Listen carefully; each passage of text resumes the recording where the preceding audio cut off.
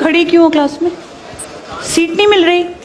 आगे आ जाओ, third line में आ जाओ, थर्ड लाइन में बैठा लो बेटा इसको। फिर तेरी बहन को जब कोई कहेगा यहाँ आके बैठ जा, फिर अच्छा लगेगा? थोड़ा लिमिट में रहना चाहिए ना। बैठ जाओ बेटा। चलो अपने देखो, अपने व्यवहार को ऐसा रखो जैसा तुम दूसरे के साथ करो, तुम्हारी बहन के साथ वही होगा। यहाँ नहीं, जहां वो कॉलेज में जाएगी वहां होगा, बस में होगा, ऑटो में होगा। समाज सबसे मिलके बनता है। तुम घटिया हो ना किसी के लिए, तो तुम्हारी बहन के लिए 100% कोई ना कोई घटिया। भगवान जो है कर्मा रिटर्न्स बैक है, ये सीधी थ्योरी है ये। और ये मैं अपने लिए भी मानती हूँ, मैं अपनी बेटी के लिए भी मानती हूँ। मैं जैसा कर रही हूँ ऐसा ही मेरे साथ होगा, या मेरे घर वालों के साथ। तुम जैसा कर रहे हो ऐसा तुम्हारे भाई बहनों के साथ होगा ही होगा। हम किसी भी बेटी के साथ गलत करेंगे ना, तो अपने आप को इसके लिए तैयार रखना कि मेरी बहन भी पढ़ने निकलेगी। आज छोटी है तो कल निकलेगी। चाचा की बेटी, मामा की बेटी, ऐसा नहीं कोई घर में रिश्ते ही ना हो, माँ भी तो होगी। जैसा तुम कर रहे हो ऐसा तुम्हारी माँ के साथ जरूर घटित हुआ होगा।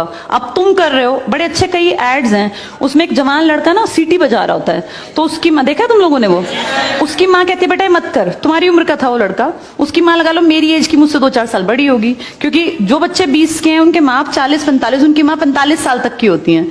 तो लगातार सीटियां बजा रहा है, उसकी माँ उसको कहती है बेटा मत कर, वो इरिटेट हो जाती है। तो फील करता है कि मेरी माँ ऐसा क्यों, मतलब क्यों चिढ़ रही है सीटी बजाने से, घर में बैठ के बजा रहा था सीटी।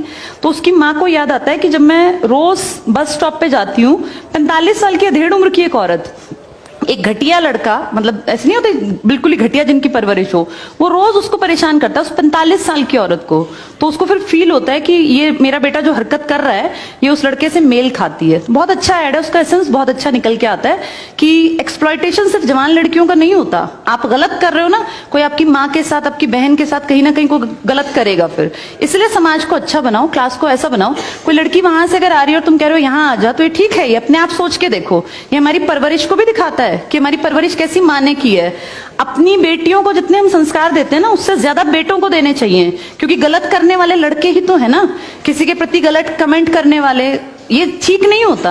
इतने काबिल बनो कि कोई तुम्हारे साथ बैठना चाहे। तुम्हें ये कहना पड़ रहा है कि यहाँ के बैठो, तुम कोई वो छिछोरे 70-80 के दशक के लड़के थोड़ी ना हो, पढ़े लिखे 21वीं-22वीं सदी के लड़के बैठे हो। तुम कोई बच्चे नहीं हो। अब अपने व्यवहार को इतना अच्छा बनाओ, क्योंकि जब गलत बात बोलो ना तो ये सोच के बोलना कि मेरे घर में जो औरत है ना उसको ये सहना पड़ रहा है कहीं ना कहीं। तुम ही लोगों ने समाज बना रखा है, इसको घटिया बना लो चाहे अच्छा बनाओगे तो पूरा समाज अच्छा बन जाएगा। घटिया बनाओगे तो तुम्हारी माँ को भी 100% सुनना पड़ता होगा, क्योंकि ये कर्म है, ये किसी को नहीं छोड़ते। तुम सबको 4 दीवारी में नहीं रख पाओगे।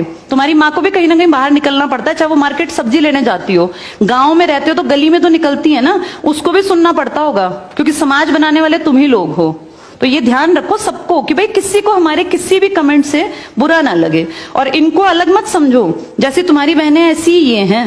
पसंद आना कोई अलग बात होती है, पर व्यवहार अच्छा रखना चाहिए। तुम्हारी परवरिश अच्छी माने की है, कम से कम ये दिखा के चलना।